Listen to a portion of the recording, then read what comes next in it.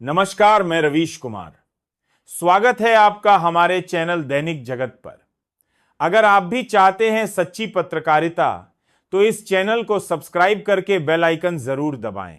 आज की सबसे बड़ी खबर, ईरान ने अमेरिका के खिलाफ वो कर दिया जिसकी आहट तो थी पर यकीन नहीं था। और जब यह हुआ तो सिर्फ दोहा की सड़कों पर नहीं, दुनिया की सांसें भी एक पल के लिए थम गईं। ईरान ने कतर में मौजूद अमेरिकी सैन्य अड्डों पर मिसाइलें दागी हैं। जी हां, कतर, वो कतर जो वर्ल्ड कप और अमीरी की कहानियों से भरा पड़ा है। वो दोहा जहां कभी फुटबॉल की चीखें गूंजती थीं, वहां अब विस्फोट की आवाजें सुनाई दी हैं। इस हमले के साथ ईरान ने अपने इस जवाबी अभियान का नाम दिया है विजय की उद्घोषणा, यानी अनंसिएशन ऑफ विक्ट्री। और इस नाम से ही साफ है कि यह जवाबी हमला नहीं, यह घोषणा है। वो घोषणा जो तेहरान की गलियों से नहीं बल्कि इराक और कतर के आसमान से गूंजी है। एक जमाना था जब अमेरिका की मौजूदगी को शक्ति का प्रतीक माना जाता था, मगर अब वही अमेरिका कतर और इराक के रेगिस्तान में बंकरों के भीतर छुपा बैठा है। ईरान ने सिर्फ मिसाइलें नहीं दागी हैं, उसने अमेरिका की उस छवि को निशाना बनाया है जो दशकों से दुनिया का पुलिसमैन कहलाती आई है। ईरान ने कतर के अल उदैद एयरबेस पर हमला किया है। यह वही बेस है जिसे अमेरिका अपना सबसे अहम एयर ऑपरेशनल बेस मानता है। यहां से पूरे मिडिल ईस्ट के ड्रोन, फाइटर जेट्स और सीक्रेट मिशन ऑपरेट किए जाते हैं। और ठीक इसी बेस पर गिरी हैं 6 मिसाइलें। एक्सियोस की रिपोर्ट कहती है कि यह वही हमला है जिसकी अमेरिका को आशंका थी। अमेरिकी अधिकारियों ने पहले ही कहा था कि ईरान अपने मिसाइल लॉन्चर तैनात कर रहा है, पर जिस देश के पास दुनिया का सबसे एडवांस्ड इंटेलिजेंस सिस्टम हो, वो भी इन मिसाइलों को उड़ते हुए ही क्यों रोक ना पाया? शायद इसलिए कि इस बार मिसाइल सिर्फ मेटल की नहीं थी, इनमें बदले की आग भरी हुई थी। अब सवाल यह नहीं है कि कितनी मिसाइलें दागी गईं, सवाल यह है कि जब अमेरिका खुद बंकर में है तो लोकतंत्र की आड़ में हमले की नैतिकता पर अब कौन सवाल करेगा? कतर ने तुरंत अपने एयर स्पेस को बंद कर दिया, एयर ट्रैफिक को रोक दिया गया। अमेरिकी दूतावास ने कतर में रह रहे अपने नागरिकों से कहा है कि वे घर से न निकलें, सुरक्षित ठिकानों पर रहें। भारत ने भी एक एडवाइजरी जारी कर दी है।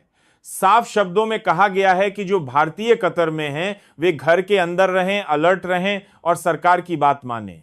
अब सोचिए, अगर युद्ध नहीं छिड़ा है तो यह सन्नाटा किस बात का है? कतर जैसे छोटे लेकिन अमीर देश की राजधानी दोहा, जहां होटल के कमरे 7 सितारा से ऊपर माने जाते हैं, वहां आज अमेरिका बंकर में छिपा बैठा है।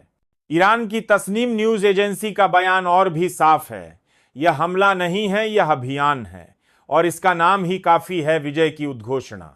अब आप सोचिए, जिस देश ने पिछले 70 सालों में एक भी युद्ध घोषित नहीं किया, वह आज खुद विजय की घोषणा कर रहा है।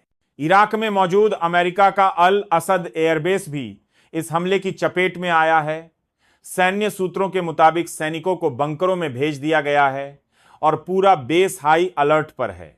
कतर के बाद संयुक्त अरब अमीरात यानी यूएई ने भी अपना एयर स्पेस बंद कर दिया। फ्लाइट रडार और हवाई यातायात कंट्रोल सिस्टम ने साफ दिखाया कि यूएई के आसमान से कोई भी फ्लाइट गुजर नहीं रही। कुवैत ने भी उड़ानों पर रोक लगा दी है और सीरिया, जहां अमेरिकी सैनिक पहले से मौजूद हैं, वहां के सैन्य बेस कसरक को पूरी तरह अलर्ट पर रखा गया है। अब आइए अमेरिका के उस बयान पर जिसमें कहा गया है कि हम स्थिति पर नजर बनाए हुए हैं।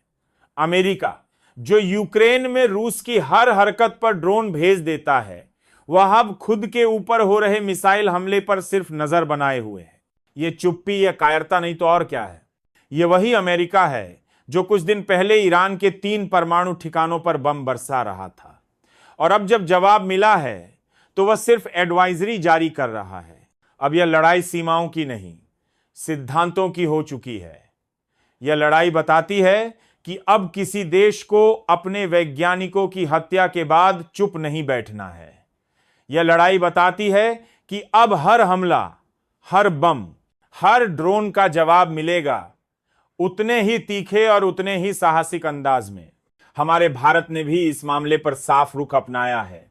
न कोई पक्ष, न कोई पाखंड, बस इतना कहा, भारतीय नागरिक सुरक्षित रहें, घरों में रहें और कतर सरकार के निर्देशों का पालन करें।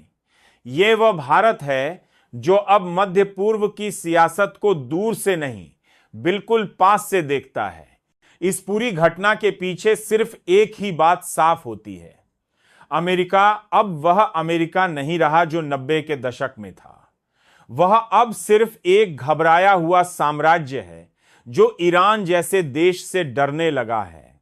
मुझे याद आता है जब अमेरिकी फाइटर जेट गज्जा में उड़ते थे तो एक बच्चा अपने टूटे घर की छत से आसमान की ओर देखता था और कहता था, कभी हमारे ऊपर भी कोई रॉकेट आएगा। शायद आज वो बच्चा समझ गया होगा कि इतिहास गोल है, जो ऊपर जाता है वो नीचे भी आता है। और इस बार ऊपर से मिसाइलें नीचे आई हैं, लेकिन कहानियां ऊपर जा चुकी हैं। इतिहास के पन्नों में तेज जलते हुए अक्षरों में हम यही कहेंगे, ये कोई आम खबर नहीं है, ये खबर है उस दुनिया की जहां अब सुपर पावर नाम का शब्द धीरे धीरे राख बनता जा रहा है। हम इस खबर का अंत नहीं कर रहे, क्योंकि यह अंत नहीं, एक शुरुआत है, और हर शुरुआत में डर नहीं, हिम्मत की जरूरत होती है।